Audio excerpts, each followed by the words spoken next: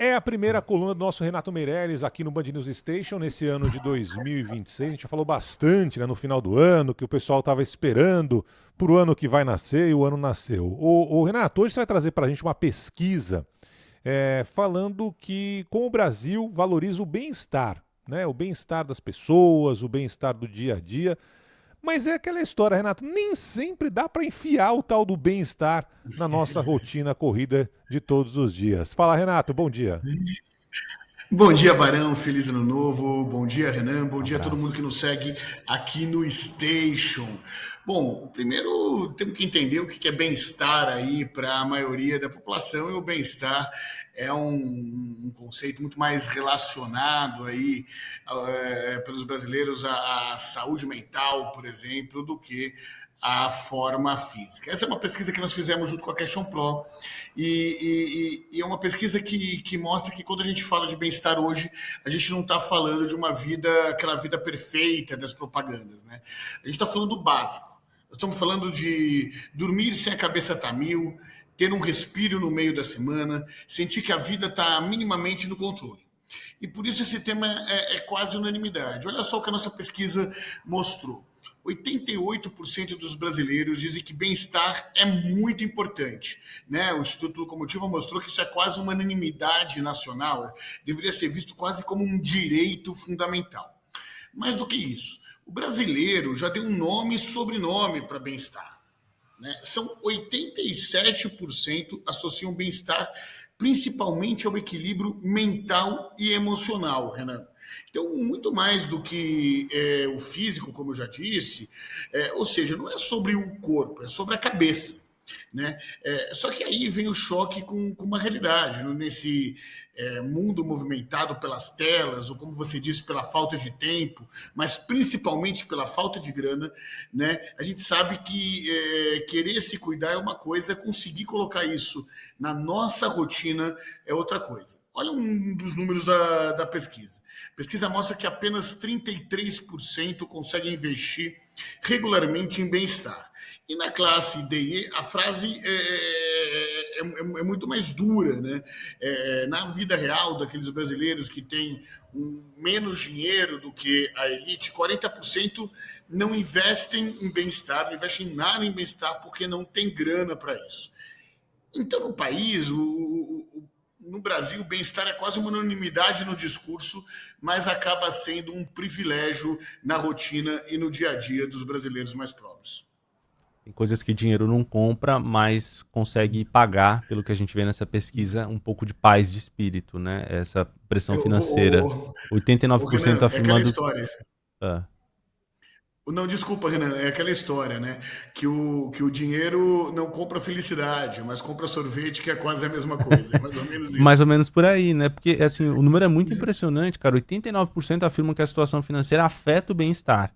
E para 50% esse impacto é forte. Entre classes D e E, esse percentual chega a 55%. É quando você pergunta para as classes A e B, 72% avaliam que a saúde mental está boa ou muito boa, contra 49% nas classes D e E, e 16% da baixa renda dizem estar em uma situação ruim ou muito ruim.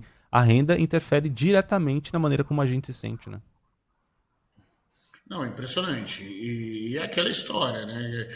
Quando a gente entende aquele ditado popular, né, que casa que falta pão, todo mundo briga e ninguém tem razão, nós temos que entender o impacto que isso tem na saúde mental e no bem-estar desses brasileiros, né?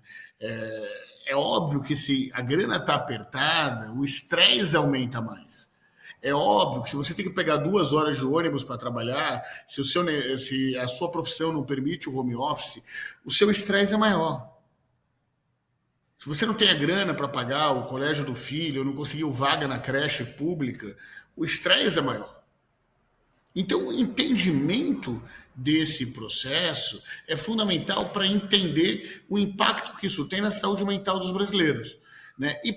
E também a importância, por exemplo, vou dar alguns exemplos aqui, que as políticas públicas podem ter para oferecer para a população. O acesso à cultura é uma forma de cuidar do bem-estar. Praças públicas, o acesso ao verde é uma forma de cuidar do bem-estar. As escolas com psicólogos, tratamentos psicológicos sendo colocados à disposição no Sistema Único de Saúde, são formas de trabalhar com o bem-estar. Essa lógica é algo bastante importante na hora de entender o impacto que tem a ausência de bem-estar dos brasileiros. É como se o brasileiro tivesse um GPS emocional, que é super moderno, daqueles que falam com você, vira direita, reduz a ansiedade, siga em frente, respire. Né? É um brasileiro que sabe onde quer ir, mas ele não consegue fazer isso no dia a dia da vida real, porque esse carro está rodando com um tanque com pouca gasolina, né? Só naquele cheirinho de gasolina. Então a pessoa até planeja fazer uma terapia, afirma que vai voltar a se exercitar, vai comer melhor, mas isso não cabe nem no bolso, nem no relógio dos brasileiros, em especial dos brasileiros de menor renda. Aqui quem fala é um cara que sempre deixou de lado essa história de bem-estar em detrimento ao trabalho, né? Eu trabalho muitas horas e em algum momento essa conta chega, né? Tô tomando nesse momento 5 remédios para pressão alta, para terem uma ideia, ela não abaixa. Tem mesmo que fazer terapia, tem mesmo que procurar de alguma forma encaixar uma atividade física. Eu sei que não é fácil. A vida atropela mesmo a gente, as necessidades, as contas, mas em algum momento, se você não cuidar de você, ninguém vai cuidar. Ninguém vai cuidar. Então, em algum momento, dá essa parada. É exatamente isso, Barão. Eu sou como você. 2000, uma das promessas que eu fiz de final de ano. Oi, Barão. Eu sou como você. Também sou workaholic até não poder mais, e a consequência no corpo e na mente começa a cobrar o seu preço, mas eu fiz uma promessa em 2026 de conseguir equilibrar um pouco entre o cuidado com o bem-estar e o cuidado com o trabalho, também transformando o trabalho, muitas vezes, sempre que possível, em algo satisfatório, em algo do bem-estar, e como nós já falamos na coluna passada, eu sou daqueles caras que costumam cumprir as promessas de fim de ano.